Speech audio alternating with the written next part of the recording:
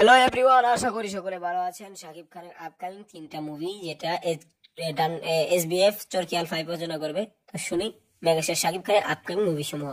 তাণ্ডব সিনেমাটি পরিচালনা করবেন তুফান খ্যাত রাইহান রাফি। এই মুভিটি কোরবানি ঈদে রিলিজ পাবে। মুভিটি প্রযোজনা করবে আলফা আই, এসবিএফ ও চরকি। এই মুভির মাধ্যমে রাফি শাকিবের 2 নম্বর কাজ হতে চলে যাচ্ছে এবং এই মুভিটি একটি পলিটিক্যাল ড্রামা মুভি হবে। দেখা যাক কত কি হয়, এখানে অনেক চমক রয়েছে। এখন 2 নম্বরে যেটা হলো তুফান 2। তুফান তো বিশ্ব রেকর্ড করে ফেললো। এখন তুফান মুভি রিলিজের পর মিডিয়া জুড়ে শোরগোল শুরু হয়ে যায় এবং তুফান 2 56 কোটি ইনকাম করে ইন্ডাস্ট্রি হিট হয়। সেই আলোচনা আর হাইপের প্রেক্ষিতেই তুফান 2 নির্মাণ করতে যাচ্ছে নির্মাতারা। এই 2026 সালের কোরবানি ঈদে রিলিজ হবে। এই মুভিটি পরিচালনা করবেন মাস্টার মেকার রাইহান রাফি এবং প্রযোজনা করবেন এসবিএফ আলফাই ও চরকি। তাহলে এই তুফান করছে এবং তুফানের 2 দেখে কি করে।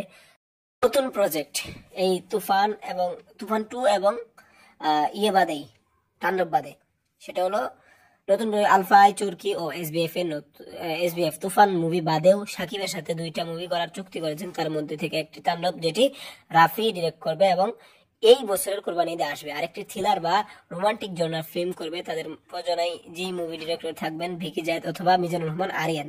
মুভিটি 2026 সালের ঈদ উল ফিতরে রিলিজ দিতে পারে অথবা এই বছরের শেষের দিকে রিলিজ দিতে পারে। আমরা তো জানি পুজোয় আরেকটি মুভি মুক্তি পাবে। দেখি এটা কোনটা হতে পারে, এটা এখন দেখার পালা। এখন মুভি দেখি কি হয়। এই 3টা মুভি রয়েছে শাকিব খানের, এসবিএফ চরকি আলফা এর 3টি মুভি।